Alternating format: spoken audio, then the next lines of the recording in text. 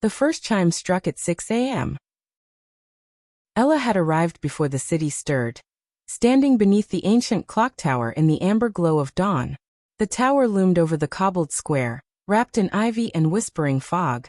It had no face on its clock, no numerals, only a single iron hand that swept the air like a slow metronome. Locals called it the echoing timekeeper. The chime did not ring like modern bells. It hummed through the chest, resonating in the bones. It wasn't loud, but it wasn't soft. It was known. Ella stepped closer. Beneath the tower's base was an arched doorway, half hidden in shadow and history. No signs. No guards. Just a door that seemed to wait. She pushed it open. Inside, stone steps spiraling downward.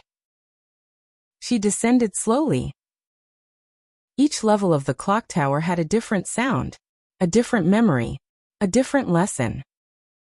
The first chamber was the room of winding. Here old gears turned on their own, large as cartwheels, slick with oil and time.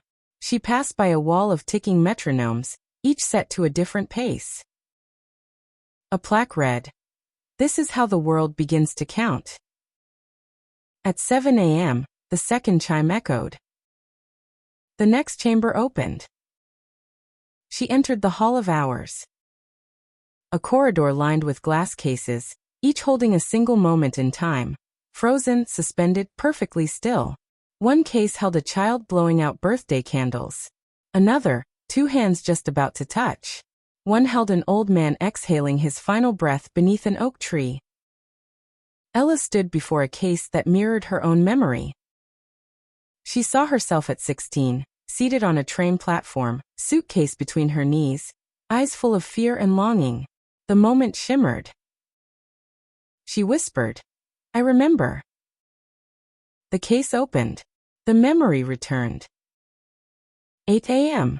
The third chime. She moved forward. The room of echoes greeted her. Sound danced across its high ceiling. Footsteps she'd forgotten. Laughter that belonged to friends now distant. Her own voice younger, angrier, hopeful. A speaker whispered, "Time does not erase. It absorbs." She sat in the middle and listened to herself weep, laugh, rage, and sing. She wrote in her notebook, "I am made of sounds I no longer make." At 9 a.m., a deeper bell. She stepped into the atrium of repeats. Here lives played out in loops.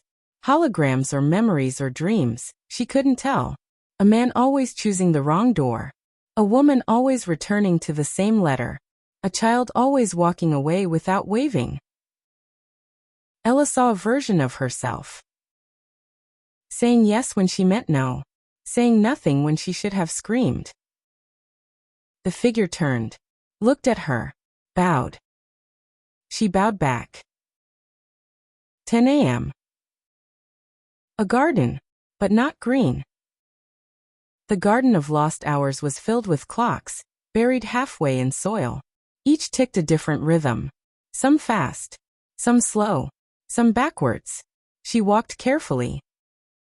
A sign read, "These are the hours you gave away." She sat by a broken sundial and let the sunlight fall through the gaps in the tower above. She closed her eyes. When the 11 o'clock chime rang, she woke. Now the Hall of Tomorrow.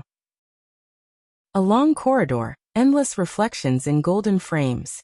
Not the future as prophecy, the future as possibility. In one she was a teacher. In another she lived by the sea. In another, she wrote books she never showed anyone. One reflection reached toward her. She placed her hand on the glass. "Pick one," it whispered, "or create another." 12 p.m. Noon. The mid-chime. She reached the central chamber. The heart of the clock. Massive pendulums swung above. Light poured through crystal prisms. In the center, a chair, a desk, an ink pot, a single piece of parchment. A clock with no hands ticked on the wall. Saturday. The parchment began to fill. Not with her words, with her choices.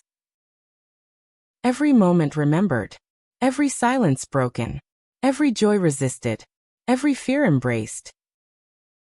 It wrote, "Time is not a straight line. It is a spiral drawn by the choices we forget we made."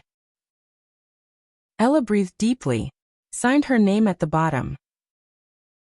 The parchment dissolved. And the tower whispered, "Now, you may begin again." She climbed. Up the stairs, through the gears, past the bells, into the light.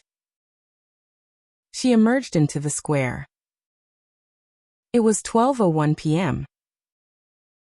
People bustled around her. The sun was high. A child dropped a toy. A cyclist rang a bell. A dog barked once. But for Ella, time had shifted. Not faster, not slower. Just clearer.